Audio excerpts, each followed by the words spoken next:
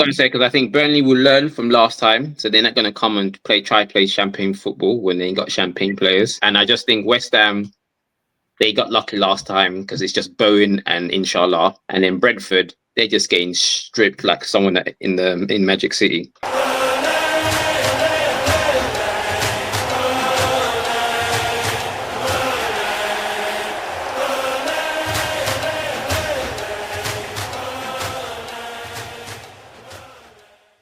Yes, guys, welcome to Over the Line, the football debate show by fans for fans. My name is Dave O, and joining me this evening, we've got Cyril, Kunle, and Gavin. Gents, welcome. How are we?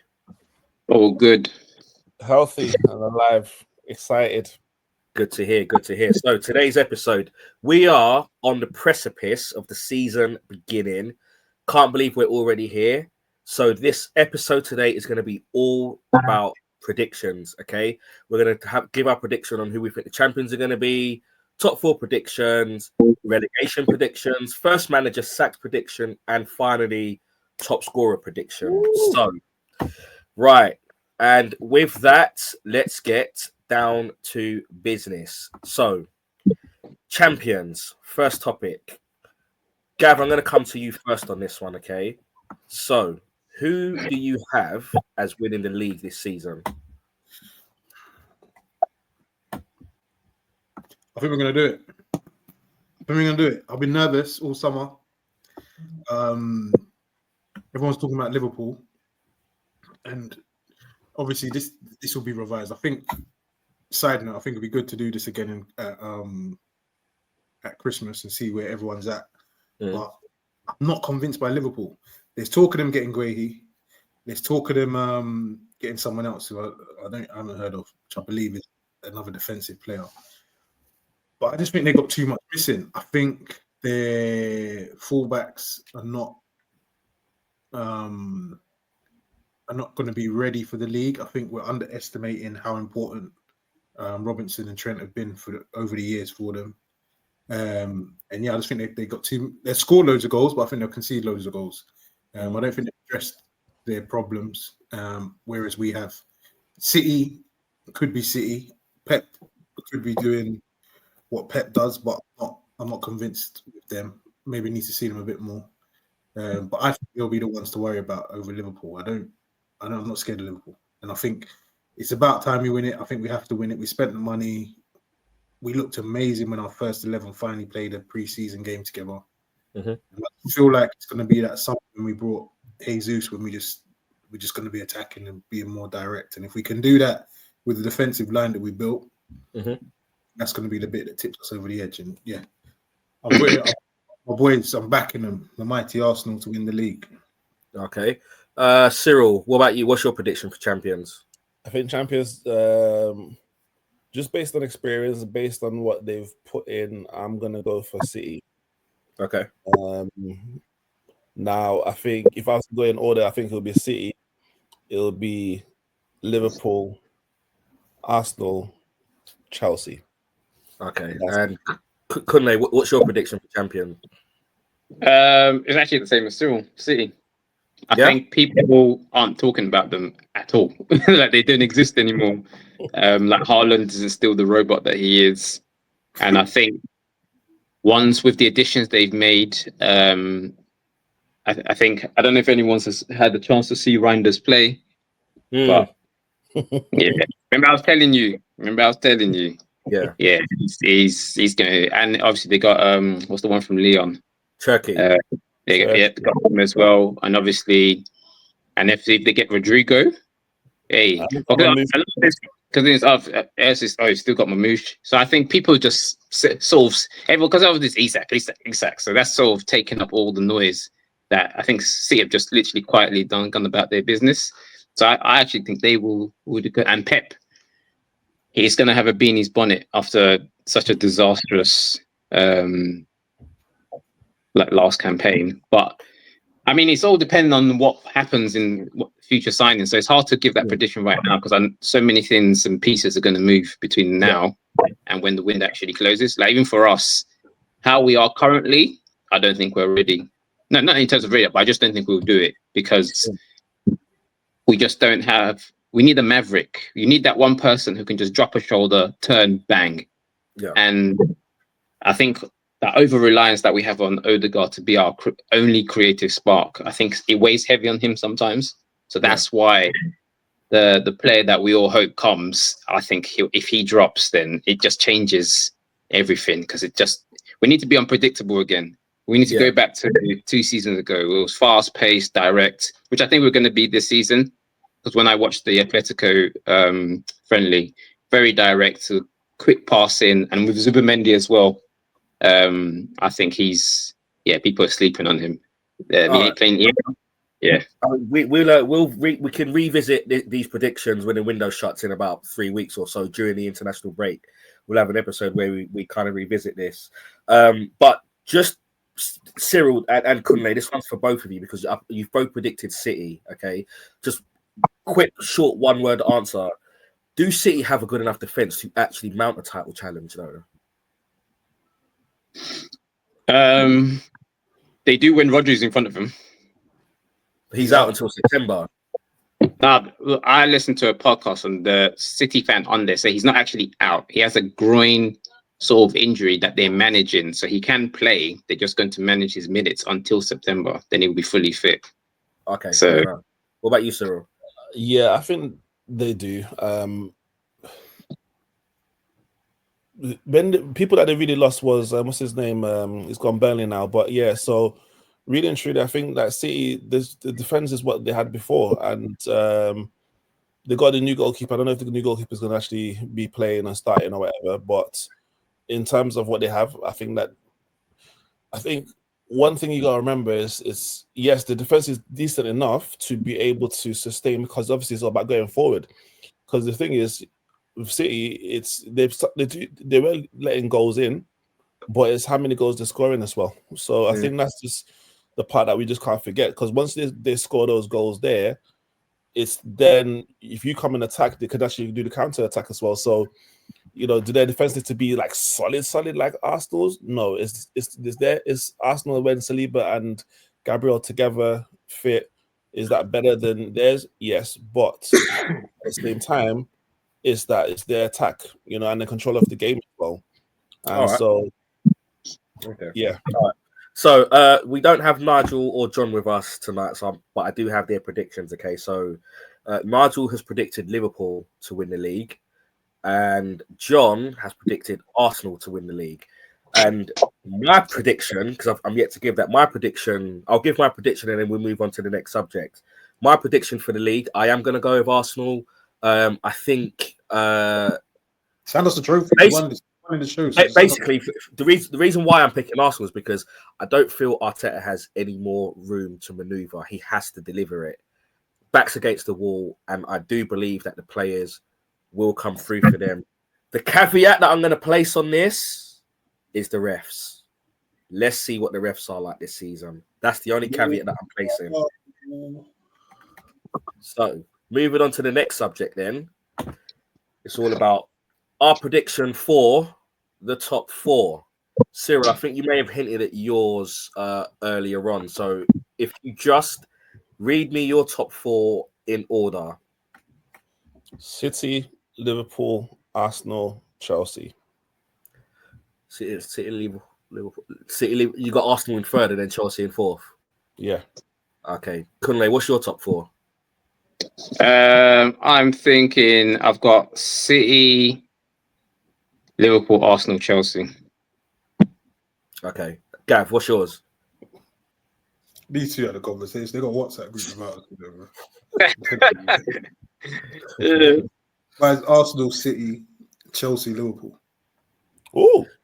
Oh, you got Liverpool 4th. Okay, go on. Why's that? I'd like everything I said before. I just don't, bro. What I will not do, yeah, or what I don't want to do is have people remix history. Like last year, take Arsenal out of it. Let's say we're not involved, but Liverpool and Slot in particular has not experienced being chased down by City. He hasn't. Everyone tells me about how, and quite rightly so, that being chased down by City and Pep is horrible. The Liverpool fans told me this. This man hasn't experienced it, and we barely put on a title challenge. And me and Kunle had, I believe it was on here, we had a debate about our title challenge, whether it was one, whether it wasn't one. The fact it was a debatable one shows me that Slot hasn't experienced that, but he still cracked. Was it against Everton when he told the ref he's going to punch him up if he doesn't win the league? Like, he has chasing him. Yeah.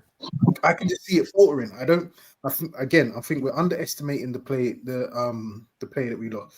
Liverpool have done a lot of great PR this summer, and I'm just saying this: like Trent is, to me, the equivalent to us losing Saka. Slightly different position, but the fact that come through the ranks, done so many great things for the team, even though he's obviously won trophies, etc., that Saka hasn't. But if we had lost him for £10 million, all hell would have broke loose. That's a big piece of the puzzle. Also, Salah played amazingly last season. He's got the contract. He's contract, and I think that's a real thing, especially with players that aren't from England. I just don't see him having that level of same drive.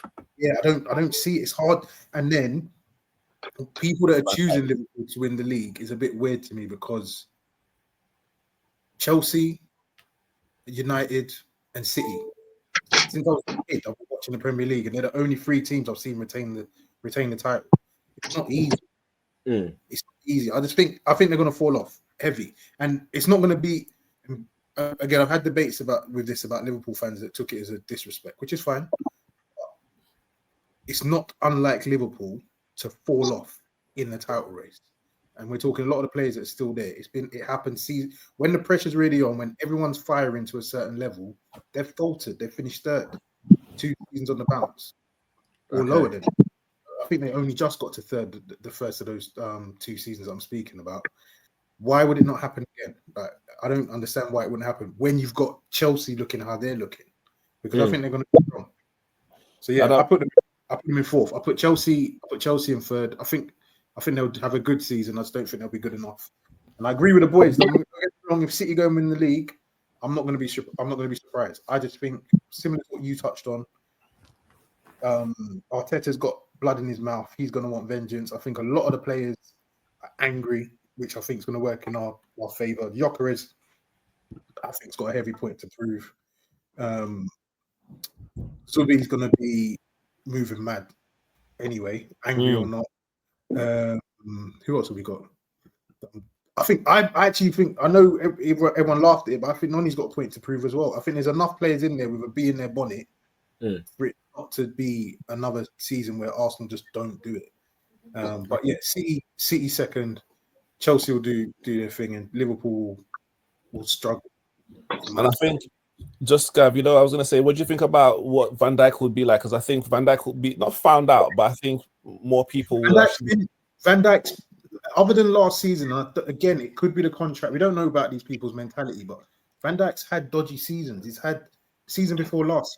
He done some mad stuff, and he has his moments. And I just think they'll struggle. Like he's another one that will struggle. The midfield's not strong enough. It's not the depth isn't really there. I just think it's a lot of PR. I don't see Liverpool as a threat, and I may look stupid for saying that, that football goes. But do you think, Gav, that there's a risk where Liverpool have maybe stripped the squad down a bit too much? Yes, the starting 11 does look powerful, but due to unfortunate circumstances, they've lost Diogo Jota. They've also sold Luis Diaz. They've also sold Darwin Núñez. There's rumors about Harvey Elliott going as well. When they speak of the team that's already won it, yes, a lot of players. And again, I don't want to take anything away from Liverpool. It was a poor season by anyone's standard, but they took advantage of it. Congrats to them. It was a poor season by anyone's standard. And the team that have won it when it was gritty and they dominated in COVID, them players aren't there anymore, or they're old. It's not the same team. It's like saying that City are going to win it because of what they did in the Centurion season. It's not the same team. It's not the same players. It's moved on, and everyone else has moved on. And yeah, I think you're right. They've stripped it down. And plus, the other thing is, and again, it was a Liverpool fan that said it to me last season, that Arsenal would struggle with injuries because they had pretty much no injuries the season before. But this season, he's saying, no, that's not the case anymore. Liverpool will be fine. What? It don't make sense because you had barely any injuries last season. So I think going to be a lot more injuries for them this season. Okay.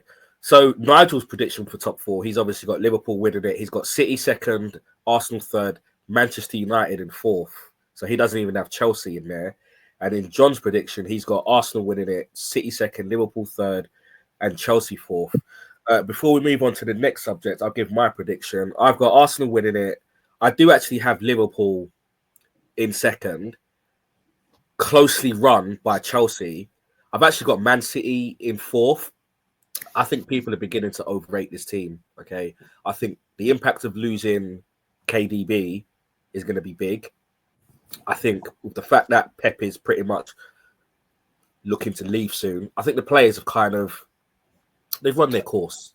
So I've got City coming fourth, and that now moves us on to the next subject, and that's going to be about relegation. Okay, so who do we have predicted as the teams that are going to go down? Kunle, I'm going to come to you first on this. What's your prediction for relegation? My ones, I've gone to put. I don't know if people say it's wild or. I've gone West Ham. I think their time is due. Okay. Okay. I've gone Brentford. Okay. And then I've gone Sunderland. Okay, so you've got 2 promoted teams staying up then. Yeah. Leeds and Burnley. Leeds and Burnley. Okay, that's interesting. Cyril, what about you? I think Burnley will. Oh, sorry. Go on. Go on, Kunle. Sorry, go on. I'm going to say because I think Burnley will learn from last time, so they're not going to come and try play champagne football when they ain't got champagne players. And I think Leeds I think they're bigger than the Championship team. They're in terms of their stature and just like the club itself. They'll fit into the Prem like a Prem team. When you think of Leeds, you think of Premiership. I just think West Ham. They got lucky last time because it's just Bowen and Inshallah. And now Kudus is gone. And I don't think they've really bought anyone. And then Brentford, they're just getting stripped like someone in Magic City. They've lost coach, they lost captain, they've lost Mbumo. Vista's he's doing the Nisak. So yeah, I just think that's too much to lose in one go. And then they're gonna have to rely on that Brazilian who I think was injured for the whole of last season. So Thiago. Yeah, so I think it's time.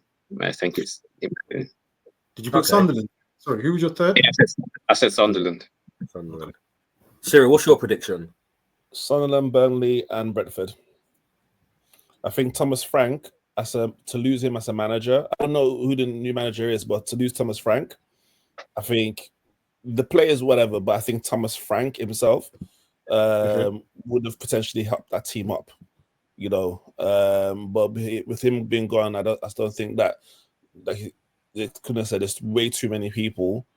It's like every season they got weaker, and obviously before when what's his name went, you could actually put Mbeumo there, and Wissa was there. Tony. Tony. Yeah, when Wissa was injured or whatever, we had Mbeumo, but then both of them going, Nordgaard going as well, the captain. Like it's just that's quite a bit. But the manager, and then Sunderland. Yeah, I don't think I need to explain that one there. And then Burnley, I think, whilst Kunle said, yeah, they've probably going to understand from last time, I just think the Premier League is still quite strong. And I think, even like the West Hams and stuff, they still have that, that experience. And I think that experience I think, is one of the biggest things that plays a part in whether it's teams going down or teams actually winning. And for example, if I was to go back to City, one of the reasons why I say City to actually win is just because they actually have the experience. There's enough players there within that team there who've actually won it, who've actually won things over a period of time. So that plays a big part because, obviously, if you were to bring a new player in from different team, you talk about the fact that they have the experience of winning competitions. So I think that's the big thing. And I think with the Premier League being what it is, there's not going to be any easy games, but for sure, I think teams like West Ham will be able to definitely handle that. Okay. Gav, what's your prediction for relegation? Not too far what the boys have said, to be fair, but I've got Sunderland, Burnley, and then I couldn't pick between Wolves and West Ham. to be honest. Wolves.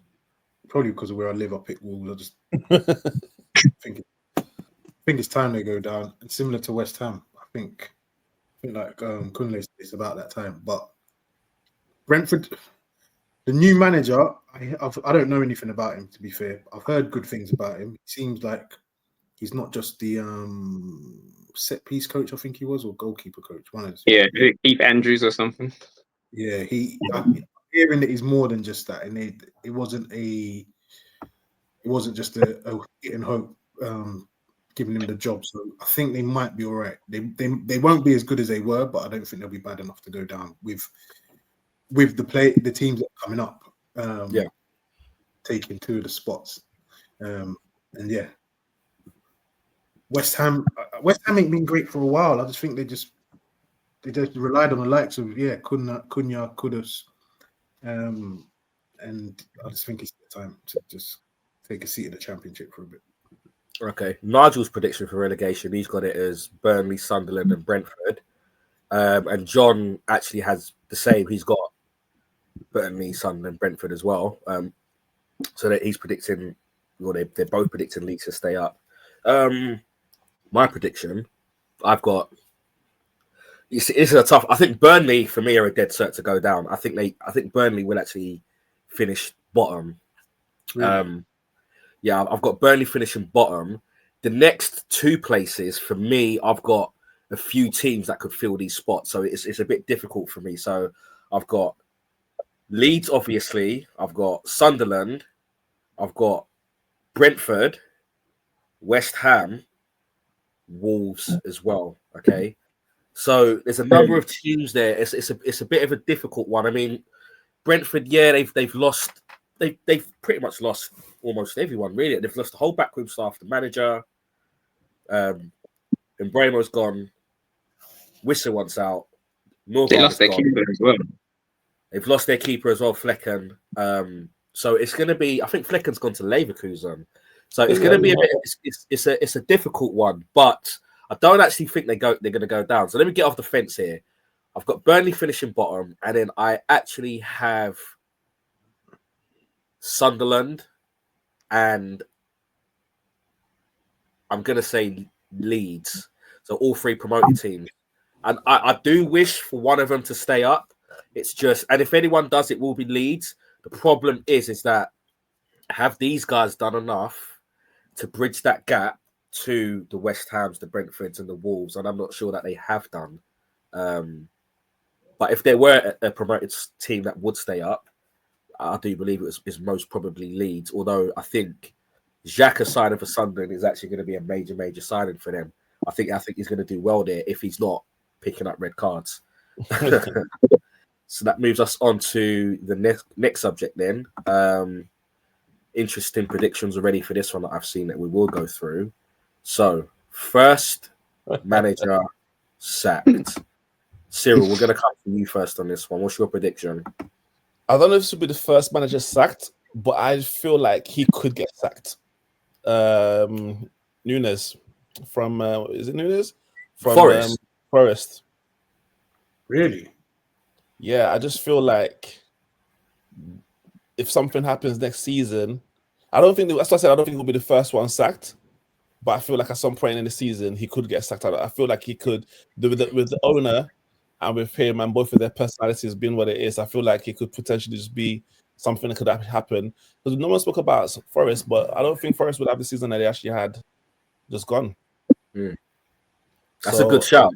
That's an interesting shout. So that's kind of where I'd say. But I don't think Amarim's going to go. I think, they've invested so much in him right now. I think he will have a full season. And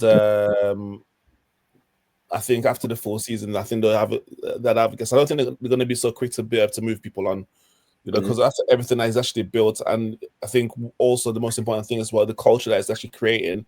And from the outside looking in, you can sort of kind of almost feel it and you can kind of almost sense it. Yeah. So I don't know how, it's not like how genuine is it, but how, deep it is right now. But it feels like it's moving in a certain direction and it seems a little bit more positive. So I just don't feel like they'll take him out for a loss of a few games, which everyone expects us anyway. to potentially not win those games. So, Okay, Gav, what's your prediction for first manager sacked? I think with all the mayhem of this season, I think Eddie Howe might struggle, and if he does start to struggle, I think they might shift him on early. Okay. To be honest, I don't. Yeah, I can't think of anyone else that I think will be more in the firing line. I think Amarin's going to be all right. I didn't think before. I think he'll get. I think he's got players that he can do what he needs to do with now, so he should be all right. Otherwise, he would have been dead cert. But I don't know. I just feel like Eddie Howe's been served a bit of a raw deal, and if Isak goes like it's looking, then yeah, he's gonna struggle. I don't actually think Isak's going to go, and if he does, it's not going to be Liverpool. Kunle, what's your prediction for first manager sacked? Potter. West Ham manager. Yes. That's not a bad shot. That's a great shout. So Nigel's prediction for first manager shout. This is a great shout as well. For first manager sacked, this is a great shout. He's got Keith Andrews, the Brentford manager, going first.